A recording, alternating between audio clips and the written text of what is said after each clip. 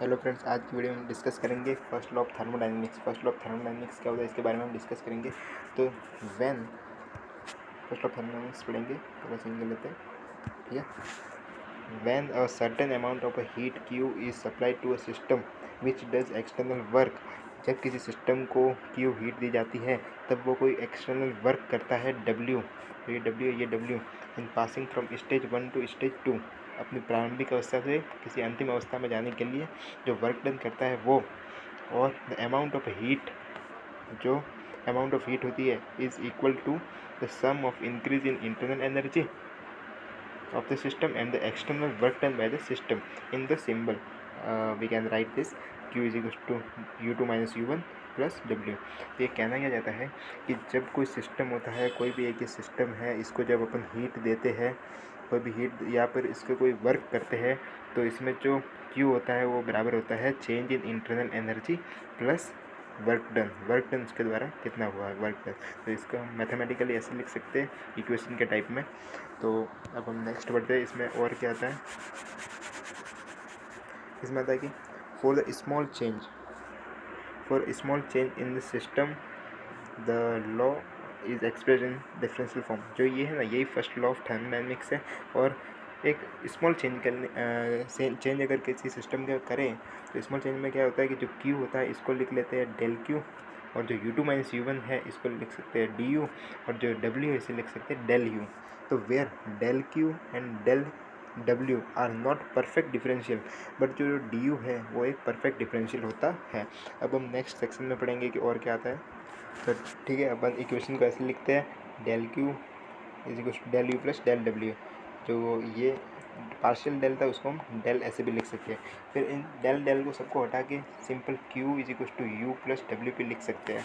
तो यहाँ पे क्या बताया गया कि द क्वांटिटी q, जो ये q है, या फिर जो डेल q होता है जो अपने पिछले स्लाइड में लिखा था del q will be positive होंगे if heat is given to the system. यदि कोई सिस्टम है, ये रहा अपना सिस्टम है कोई, इसको अगर हीट अगर दे दी जाए तो जो ये क्यू की वैल्यू है, जो क्यू है, ये क्या होगा, पॉजिटिव होगा, पॉजिटिव। और यदि किसी सिस्टम से हीट ले ली जाए तो ये नेगेटिव होगा, negative if the heat is remove from it मतलब जो सिस्टम है उसमें से अगर हीट अगर निकाल दे तो ये क्या होगा, नेगेटिव होगा। ये पता चल गया है। फिर आगे देखते हैं कि similarly the quantity W and del W will be positive. जो ये W है, W क्या था, वर्क डन कब पॉजिटिव होगा, if work done by the system, कोई सिस्टम है उसके खुद के द्वारा कोई काम किया गया है, वर्क किया गया है, तो जो वर्क डन है वो पॉजिटिव होगा। ठीक है। सिस्टम एक्सपेंशन मतलब वर्क डन किया गया सिस्टम के द्वारा। एक्सपेंशन मतलब आपको पता है, एक्सपेंशन मतलब क्या होता है, किसी चीज़ को खींचना, ऐसे देखो पॉइंट ऐसे खींचना। तो एक्सपेंशन में देखिए पूरी स्लाइड एक्सपेंस हो गई थी। फिर एक्सपेंशन मतलब किसी चीज़ को खींचते हैं दोनों साइड से पकड़ के फिर खींचने पर। तो फिर नेगेटिव, तो ये पॉजिटिव होगी। और नेगेटिव को होगी जब work done is negative when system में जो कोई चीज़ है उसको कंप्रेस किया जाए।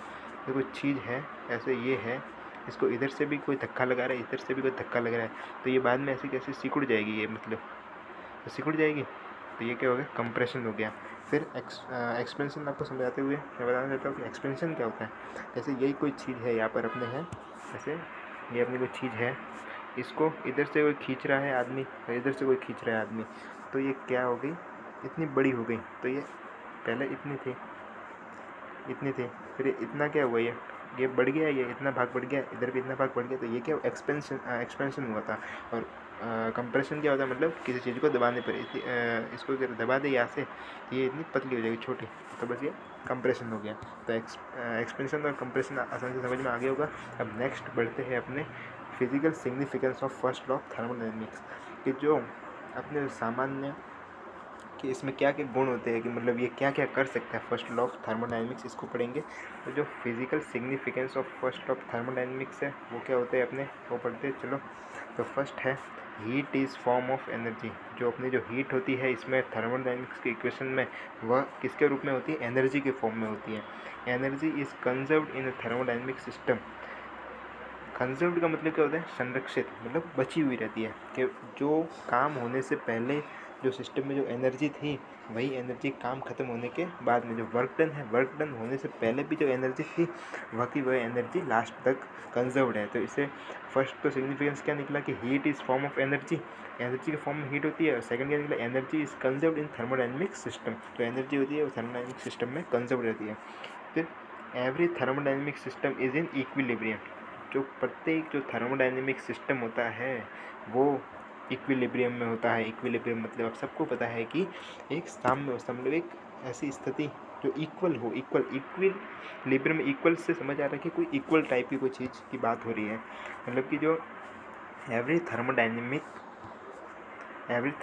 System is in equilibrium state possess internal energy and this internal energy is a function of state only।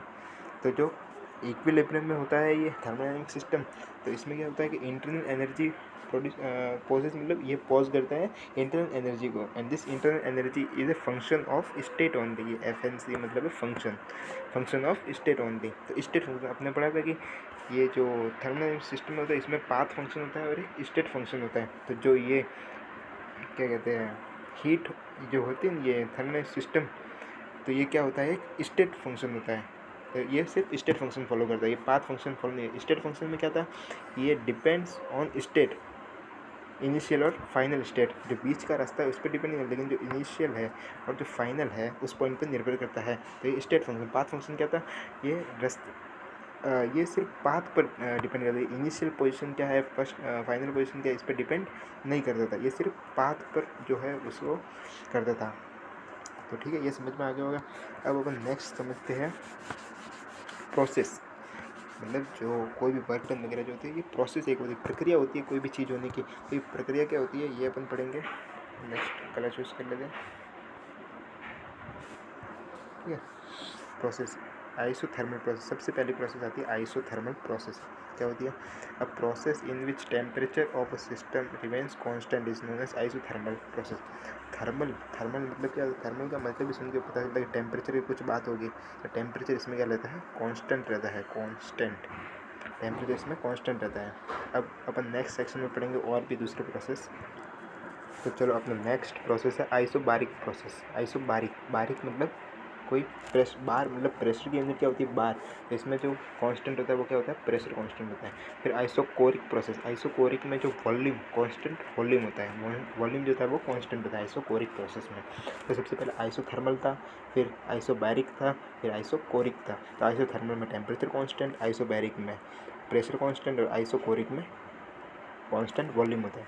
फिर दो और प्रोसेस बचते हैं, एडियाबैटिक प्रोसेस और साइक्लिक प्रोसेस। एडियाबैटिक प्रोसेस क्या होता है, a process in which there is no exchange of heat and a process in which there is no exchange of heat between the system and surrounding। जो system होता है और surrounding होता है उनके बीच में किसी भी प्रकार के हीट का आदान प्रदान नहीं होता है, इसलिए जो ये सिस्टम होती है, प्रोसेस होता है, उसे एडियाबैटिक प्रोसेस कहा जाता है। एडियाबैटिक मतलब पूरा आइसोलेटेड टाइप, आइसोलेटेड अपने शब्द सुना हुआ, तो आइसोलेटेड के टाइप ही होता है एडियाबैटिक, इसमें भी कोई भी हीट का एक्सचेंज नहीं होता है। अब लास्ट अपना प्रोसेस है साइक्लिक प्रोसेस। साइक्लिक प्रोसेस क्या होता है, a process in which system returns to its initial state after undergoing a series of change is known as cyclic process. Cyclic process मतलब ये कोई पॉइंट है, ये यहाँ से गया, फिर वापस यहाँ से यहाँ पे गया, मतलब किसी पर एक साइकिल टाइप का बन गया, ऐसे गया, फिर यहाँ से होकर यहाँ पे लौटा। मतलब जो इनिशियल पोजीशन थे वहाँ से वापस फाइनल पे जाकर वापस इनिशियल पहुँचा, लेकिन दोनों टाइम पे उसका रास्ता अलग अलग था। तो ये cyclic process in which system returns to it initial state मतलब वापस अपनी प्रारंभिक अवस्था में आ जाता है after undergoing a series of changes. अलग अलग चेंज होने के बाद वापस अपनी पुनः प्रारंभिक अवस्था में आ जाए, मतलब अपनी इनिशियल फेज में वापस आ जाए, तो उसे कहते हैं साइक्लिक प्रोसेस। अपन नेक्स्ट सेक्शन में अपन देखेंगे application of first law of thermodynamics. चलो अब पढ़ेंगे application of first law of thermodynamics. Application क्या होता है, फॉर साइक्लिक प्रोसेस के लिए हम देखेंगे क्या होता है, for cyclic process there is no change in internal energy. जो ये इंटरनल एनर्जी होती है उसमें कोई भी चेंज नहीं होता, क्योंकि साइक्लिक प्रोसेस में वापस इनिशियल स्टेट से वापस अपने फाइनल स्टेट पे जाकर वापस इनिशियल पे आती है, इसमें इंटरनल एनर्जी में कोई चेंज नहीं होता है। सो वी नो दैट अपने इक्वेशन में पता था delta U is equal to, पहले क्या था अपनी इक्वेशन क्यू बराबर यू प्लस डब्ल्यू। इसमें क्या किया कि डब्ल्यू यू को इधर ही रखा है, फिर डब्ल्यू इधर ले गया, क्यू माइनस डब्ल्यू हो गया। तो क्यू माइनस डब्ल्यू हो गया, तो अब इसमें क्या होगा, अपने को पता है कि इंटरनल एनर्जी जीरो होती है, तो ये इसका मान जीरो हो गया, जीरो यहाँ पे लिख लिया। तो Q माइनस डब्ल्यू बराबर जीरो आ गया, तो Q ये डब्ल्यू इधर जाएगा तो डब्ल्यू बराबर Q, तो वर्क डन किसके बराबर आ जाएगा, Q के बराबर। तो अपन अब नेक्स्ट प्रोसेस पढ़ेंगे, ये एप्लीकेशन पढ़ेंगे अपन। नेक्स्ट आ गया अपना जो एप्लीकेशन होता है थर्मोडायनेमिक्स का, वो है for isochoric process. Isochoric process के लिए जो एप्लीकेशन है वो क्या है, for isochoric process there is no change in volume. अपने पढ़ा था कि जो वॉल्यूम होता है वो कांस्टेंट रहता है, तो डेल वी की वैल्यू क्या हुई, जीरो हो गई, डेल वी की वैल्यू जीरो। तो हम जानते हैं कि delta is to Q minus W होता है, तो डेल्टा इज टू क्यू और डब्ल्यू बराबर होता है पी डी वी, डी या डेल वी इसे लिख सकते हैं। तो यहाँ पर वॉल्यूम में चेंज है, वो वॉल्यूम जीरो है तो वॉल्यूम में चेंज भी जीरो ही होगा। तो ये प्रेशर है और ये वॉल्यूम जीरो, तो जीरो इंटू कोई भी चीज़ करो जीरो ही आता है। तो डेल यू इंटरनल एनर्जी किसके बराबर आ गई, क्यू के बराबर।